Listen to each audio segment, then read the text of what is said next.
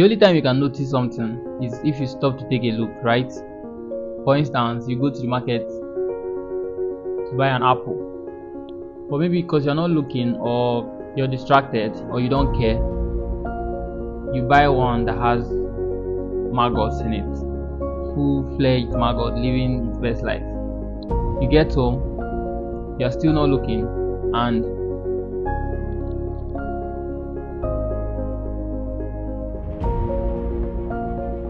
you eat the apple. Nothing will happen to you, but somehow, without knowing it, you've reduced the quality of your life. I can promise you are eating a rotten apple gleefully every day. On today's episode of the show, we want to talk about those things that we don't notice because we don't stop to look, but things that reduce the quality of our lives. Have you ever caught yourself believing or thinking or agreeing about something just because the people around you agree with it?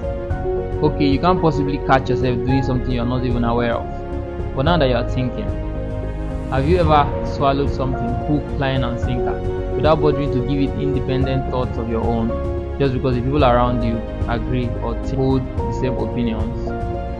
Of course you have. This is known as groupthink. It is when people within a group prioritize harmony within that group rather than critical thinking, even if the reasoning is faulty.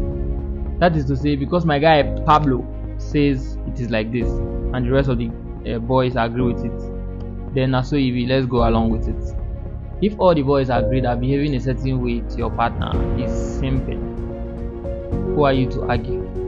Even when you see your dad navigate his relationship with your mom and you can see that these rules don't apply, somehow you don't take that into consideration because all the boys think this way.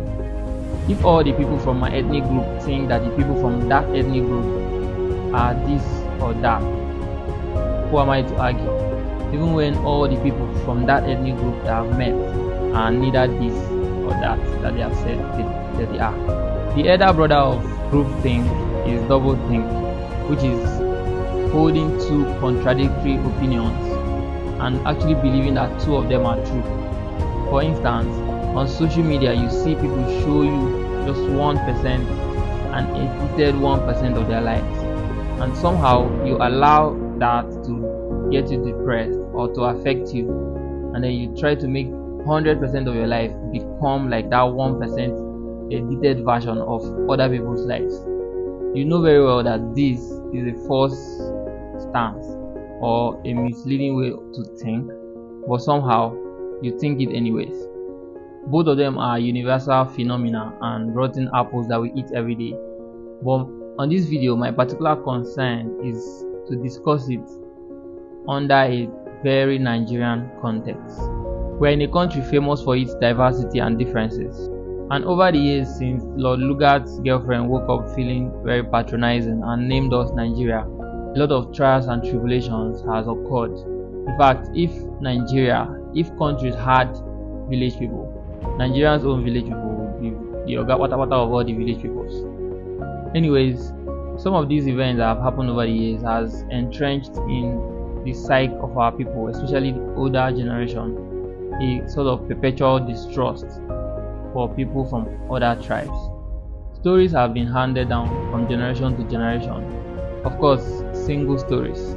And what has happened is young people, even before they are ready to go out to the world to meet other people from other parts of the country, they already have ready-made and installed stereotypes that they have downloaded and they go out with it. Some of us never get to question these stereotypes for the rest of our lives.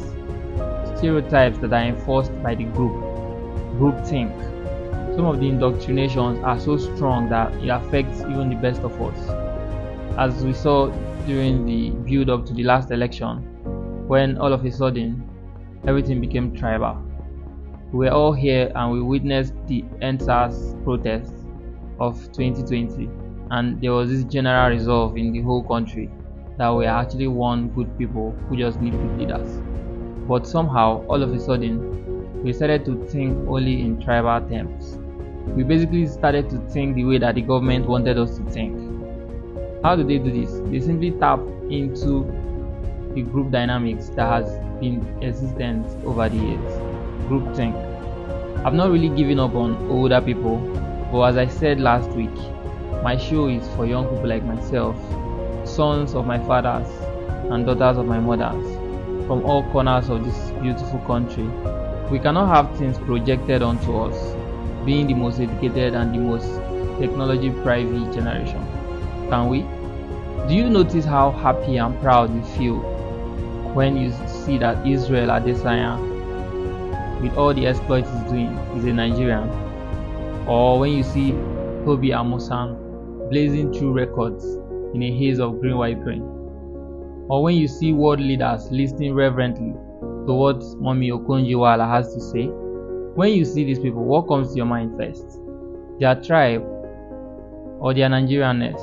When you see people from Venezuela or Vietnam or Papua New Guinea or Saudi Arabia all jamming to Davido's or Wizkid's or Burna Boy or Tiwa's or CK's or Rema's or Malay's songs, does the pride you feel come laced in tribal colors? I'll answer for my generation. No, it doesn't. And that's how you know we've become a tribe.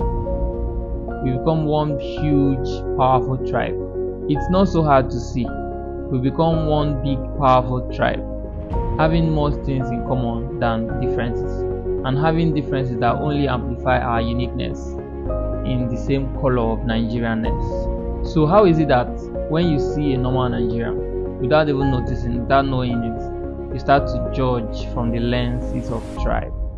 If you see somebody now, in order to determine if they are good or bad, what are the factors you can check? You could maybe check their level of mental or spiritual awareness, their antecedents, what they have done in the past, the kindness of their heart, etc. None of these information will be provided by knowledge of the person's tribe, because these are factors that are neither hereditary nor bequeathed, and you mostly encounter the best of people by just seeking the best in people. As an educated and intelligent person, of course you know these things, but somehow when you need to, you simply shove this information aside and pluck a leaf from the public tree and act like everyone else. There are so many negative ways that groupthink and doublethink affect our society today, and I'll be making a second video on this same topic.